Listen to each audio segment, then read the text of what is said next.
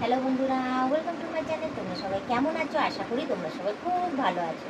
তোমাদের আশীর্বাদে আমি একদম ওকে আছি। তো এই দেখো, সারা দিনের সমস্ত কাজকর্ম মিটিয়ে নিয়ে এই সন্ধ্যাবেলা থেকে একটু চা খাচ্ছিল।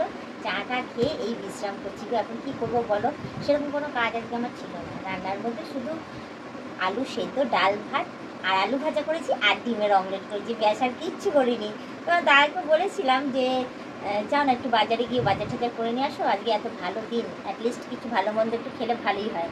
তো বললো যে আমার কাছে সময় নেই এখন যাওয়ার মতো, আমি কাজে যাবো এই সেই বলে। যাই হোক, ও কাজে চলে গেছে আর আমিও আর বাজারে আর যাইনি, কারণ আমার না বাজারে যেতে একদম ভালো লাগে না।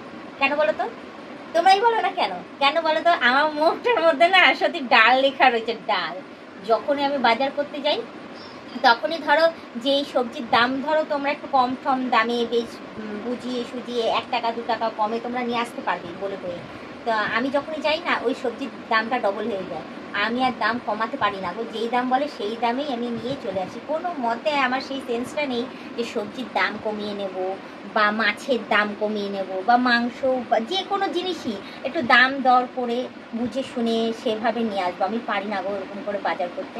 ওই জন্য যাই গিয়ে যেই দাম পাই সেই দামে তো নিয়ে চলে আসি। তারপরে গিয়ে তোমাদের দাদা যা চিৎকার করে, বলে কি ঠকে এসছো ঠকে।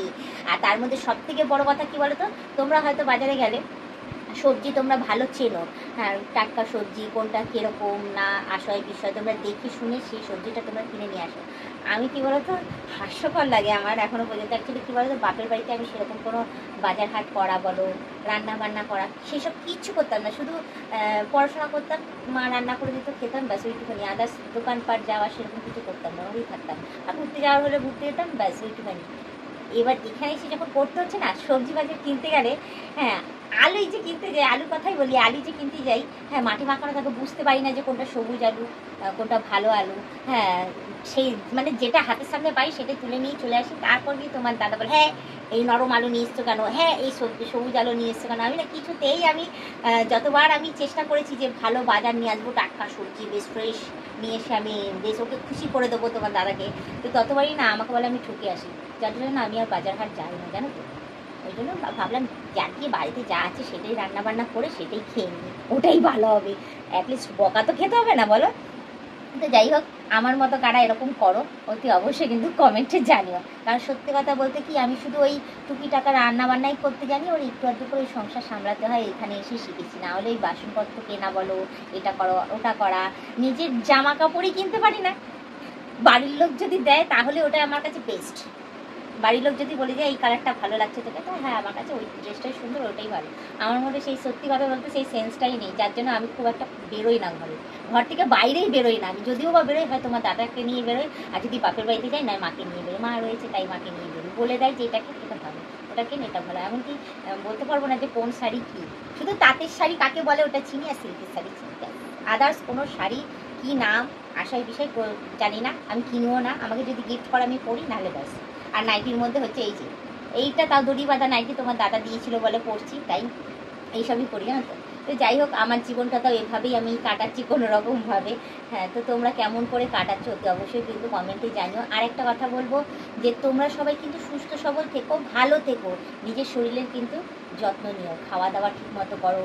কারণ এই যে সিজনটা, এই সিজনে সবারই কিন্তু শরীরটা খারাপ হচ্ছে, জানো তো। ওই জন্য তোমাদেরকে আমি বারবার একই কথা বলছি যে যাই হোক, আমাকে দেখছো ভালো কথা, তার সাথে সাথে একটু সময় বের করে নাও, বের করে নিয়ে খাওয়া দাওয়া ঠিক মতো করো, শরীরের যত্ন নাও। হ্যাঁ, যাতে কোনো রকম কোনো শরীরটা খারাপ না হয়, কাজকর্ম ঠিক মতো করো, কারণ সামনে পুজো আসছে, টাকা পয়সারও দরকার আছে। হ্যাঁ, সেটা নিয়ে তোমরা নিজের জামা কাপড় সমস্ত কিছু কিনবে, আসার বিষয়ে আত্মীয় স্বজন নিজেদের ফ্যামিলিকে সবাই কেনাকাটি করে দেবে। তো যাই হোক, আমার যা বলার আমি তো বলে দিচ্ছি, আর বেশি কথা না বলে শুধু এইটুখানিই বলবো, তোমরা যারা নতুন দেখছো তারা অতি অবশ্যই আমাকে সাবস্ক্রাইব করে দিয়ে বেল আইকনটা টুক করে টিপে দিও, অল নোটিফিকেশনটা অন করে দিও।